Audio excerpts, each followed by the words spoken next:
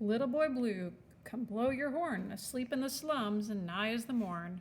Where are the ones who will rid us of cruel? They're snoring and snorting and covered in drool. Will you wake them? Oh no, not I. For knowing them, they'll surely cry. Chapter 22. With lack of practice,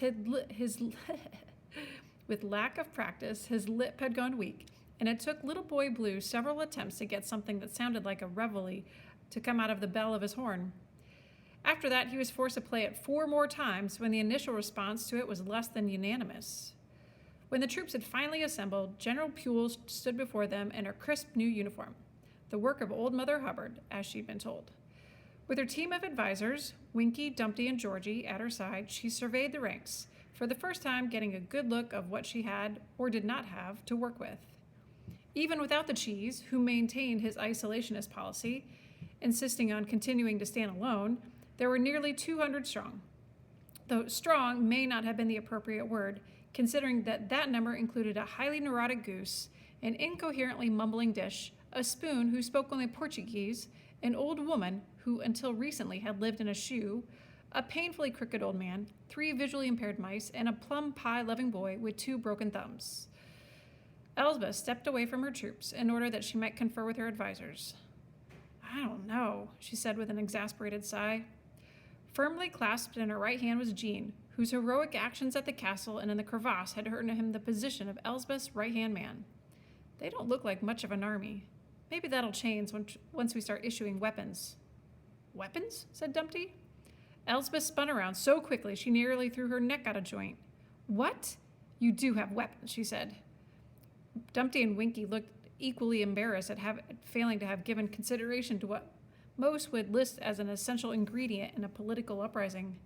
Not as such, said Dumpty. That's it, Elsbeth exploded. You expect me to defeat a well-trained army with an unarmed bunch of misfits, losers, and scaredy cats? Elsbeth realized her voice had risen to the point that it was audible to all.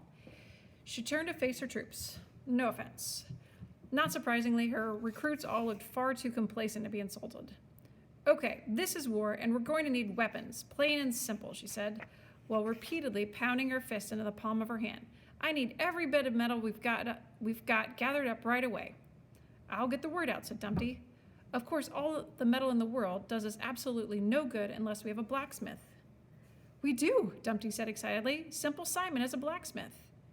Elsbeth's eyes narrowed. Would that be the same Simple Simon who's afraid of rabbits? That sounds like him, said Dumpty, but he's a very good smith.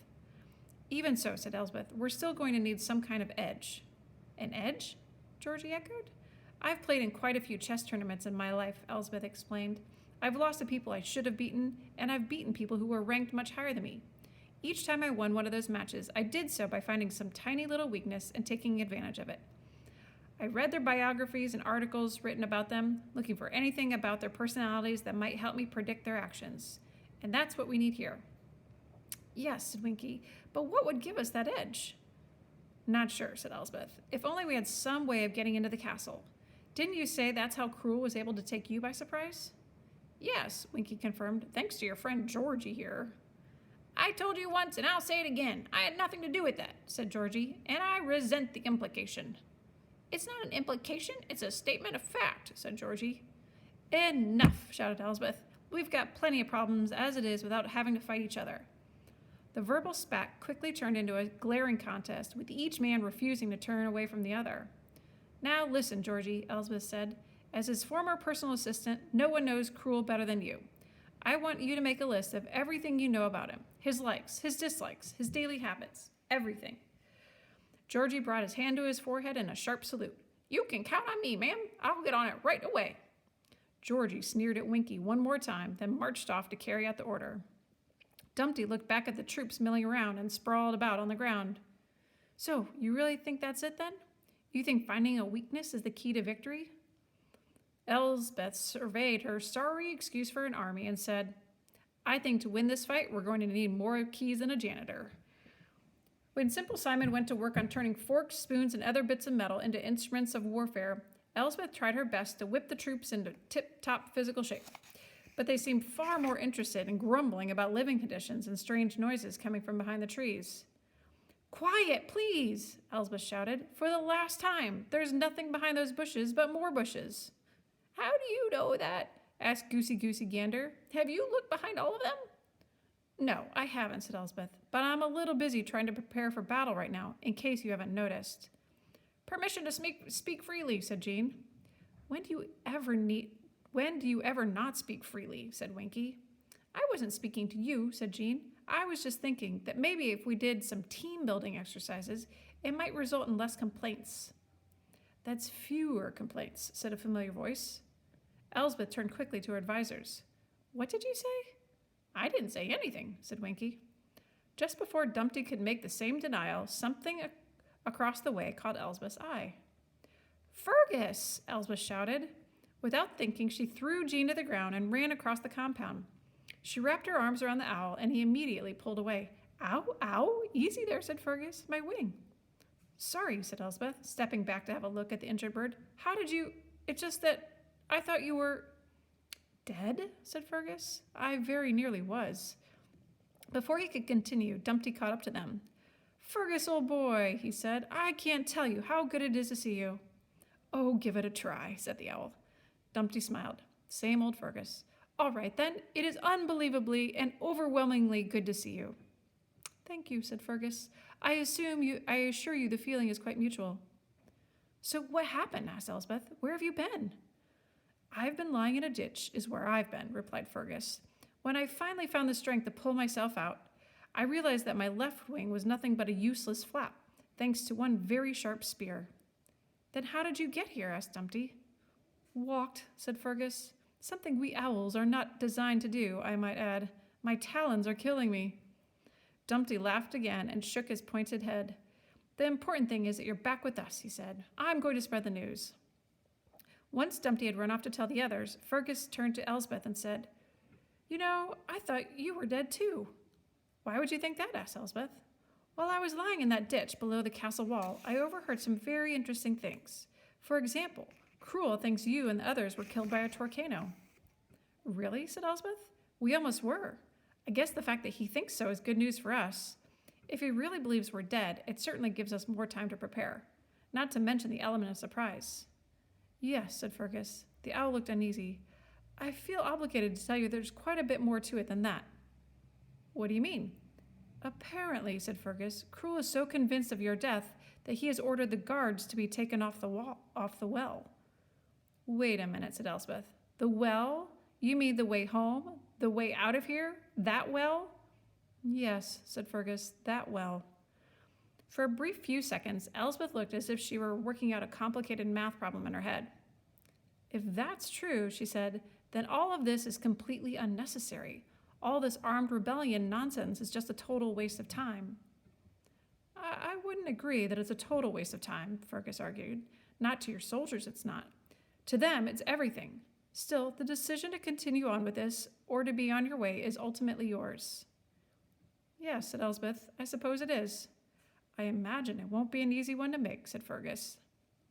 Elsbeth looked at Fergus and his badly disfigured wing. She took time to consider the risk he had taken and the sacrifice he had made so she might live. Actually, she said, it'll be incredibly easy. You're what? Shouted Winky as he paced around his royal tent. You're leaving? Shh, said Elsbeth. There's no need for everyone to know about this. No need? Look at these people. Winky threw open the tent flap, and there they were, eating some peas porridge, others just moping around, and each of them oblivious to the drama unfolding on the other side of the wall made of canvas. They've placed every ounce of faith they have in you. Then they shouldn't have, said Elsbeth. They should try putting faith in themselves for a change, though I don't know what good that would do either. They're hopeless. Coming as close to slamming a door as one who lives in a tent can, Winky threw the flap with a huff. This was followed by a prolonged silence. It was clear there was much he wanted to say, but he seemed to be carefully weighing the implications of doing so. I don't know why you're so upset, said Elsbeth, no longer able to endure the silence. I didn't ask for any of this, you know. A hero never asks for his lot in life, said Winky. It is handed down from sources unknown. And when it is, he accepts his fate and all the burden and glory that comes with it. That's big talk for such a little man, said Elsbeth, refusing to be bullied. Fine, said Winky. If you feel it's the right thing to do, if that's a decision you can live with, then I won't try to stop you. But if you're going to leave, you should probably do it as soon as possible. As Winky made for the door, Elsbeth said, Wait a minute. Yes, said Winky hopefully. About the uniform. You can keep it, said Winky. After all, it was made especially for you. Elsbeth twisted a brass button between her finger and thumb. I never got a chance to thank Old Mother Hubbard, she said. If you could tell her. I would if I could, said Winky. But for that, I would need a time machine or a necromancer. Old Mother Hubbard died several years ago. Her daughter, young Mother Hubbard, does all of our sewing and tailoring now. Again, Winky tried to leave, and again, Elsbeth stopped him. Hold on, that makes no sense, she said. You just told me she made the uniform especially for me. If you don't understand it by now, you never will, said Winky, and this time he walked out, leaving Elsbeth alone in the tent. For a long while, she stood in place, rehearsing just what she would like to say to Jack and Jill, Dumpty, Fergus, and the others. When she finally got up the nerve to face them, she found the reactions of her decision mixed, from disappointment to anger to sadness. We'll miss you greatly, said Jill, wiping away a tear and then another until there were too many to brush away. Are you sure about this? Asked Jack. It's just that everyone's counting on you. And what about the prophecy? Said Georgie. You can't deny the prophecy. Leave the girl alone, said Dumpty, moving his oval body between Elsbeth and the others. She has no obligation to any of us, prophecy or no prophecy. If she wants to return to the Deadlands, that's her prerogative, and we should leave it at that. Thanks, whispered Elsbeth. Her eyes lowered. She was anxious to be on the road before the guilt reached unbearable levels. She was therefore disappointed when Jack insisted it would be much safer to wait until after dark to make the trip. Crossing Torcano Alley at night is risky, as you know, he said, but potential for disaster is far greater traveling in the light of day. Cruel thinks you're dead. Let's be sure to keep it that way. I'm sorry, Elsbeth said to all of them that were making eye contact with none. And then, no longer able to hear the stares and whispers of those hovering about, for word had obviously gotten out. Elsbeth announced that she would wait for nightfall in the privacy of her tent. In just a matter of hours, the arriving darkness would provide cover from both the eyes of the enemy and the eyes of all those whom she had disappointed. The privacy she sought was quickly ended when she heard a voice she recognized outside her tent. Hello? Said Farah, not sure how to knock on the door of a house made of cloth. May I come in? What do you want? Said Elsbeth. Not waiting for an invitation, Farah walked in. I hear that you're leaving, she said. Who told you? Your boyfriend? Said Elsbeth. Fiancé, said Farah. Well, that was quick, Elsbeth said bitterly.